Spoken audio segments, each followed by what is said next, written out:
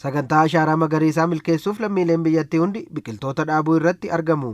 Bu'uuruma kanaan hooggantoonnii fi hojjettoonni biiroo fayyaa magaalaa Finfinnee dhaabbilee fayyaa magaalichaa waliin ta'uun paarkii Miliineemii keessatti biqiltuu dhaabaniiru. Saganticha irratti kan argaman itti aantuun hoogganaa biiroo fayyaa magaalaa Finfinnee aadde Angaatuu Mohammad sagantaa akka biyyaatti qabame milkeessuuf akka biiroo fayyaa fi dhaabbilee fayyaa biiricha jala jiraniitti biqiltuuwwan garaagaraa 20 dhaabamuu himaniiru. Biqiltuulee adda addaa qopheeffachuudhaan boolla itti dhaabamus qopheeffachuudhaan qaama isa kana raawwatus hojjetaa sadarkaa hanga gadiitti jiru walitti qindeessuudhaan biqiltuu 20 kana guyyaa har'aan tanaa xumurree galuudhaaf yaadne hospitaalonni magaalaa Finfinnee keessa jala jiran jahaanuu kutaan magaalaa 11 fi magaalaa Finfinnee keessa jiran buufataaleen fayyaa 121 gaggeessitoonni isaanii irratti hirmaatanii jiran jechuudha. Sagantaa ashaaraa magariisaa akka biyyaatti qabame milkeessuuf biqiltuu dhaabuu qofa osoo hin taane kunuunsa barbaachisu hundaa taasisuun murteessaa ta'uu kan eeran aadde Angaatuun akka biiroo isaaniitti biqiltuuwwan dhaabaman kunuunsuuf koreen dhaabamee hojjetamaa jiraachuu dubbataniiru.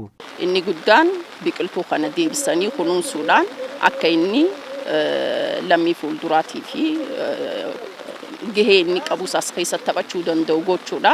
Isa kanaafis adeemsi ammaan tana eegalle maali? Namoonni hundi gahee isaa taphachuu akka danda'uuf hospitaallinis gahee isaa qooddatee akka deemu adda qoqqoodamee kennineefii jira. Isa dhaaban kana hospitaallonis fuuldura kasaanii gahee isaanii deebi'anii akka kunuunsan gochuu dandeenya.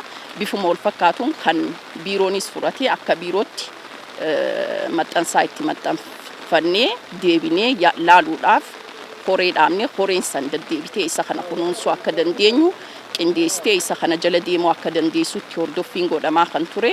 Hordoffiin kun jalqabbiirraa kaasee hanga xumuraatti kan itti fufataa jenneeti yaadna. Biqiltuu dhaabuun faayidaa guddaa qabaachuu kan kaasan hooggantoonnii fi hojjettoonni dhaabbilee fayyaa magaalicha keessatti argamanii dhaabuun qofti garuu galma yaadame kan hin milkeessine ta'uu himuun biqiltuuwwan dhaabaman kanneen kunuunsuuf qophii ta'uu eeraniiru. Baroota kana dura dhaabames yeroon dhufneeti kan kunuunsaa turre. Arrammoo dhaabuu qofaa miti galmi isaa jechuudha. Kunuunsine biqiltuun sun guddate akkuma namaatti kunuunsine guddisne qilleensa faalamaa naannoo keenyaa jijjiire gara roobni amma roobaa jiru kunillee akka dhufu taasisuudhaaf gahee olaanaa qaba.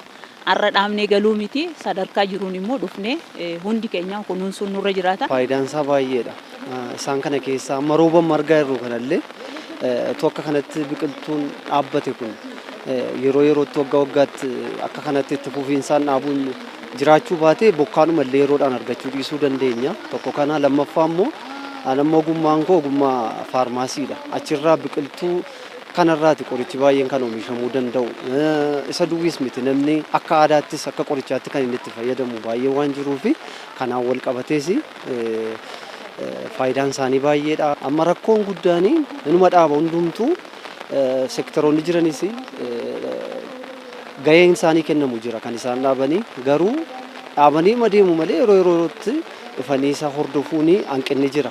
Kanaaf amma dhaabbuu duwwiituun ta'e nama akkuma biiroo keenyaattu kan kana booda ta'uu qabu. Iddoon dhaabne kun hin beekama.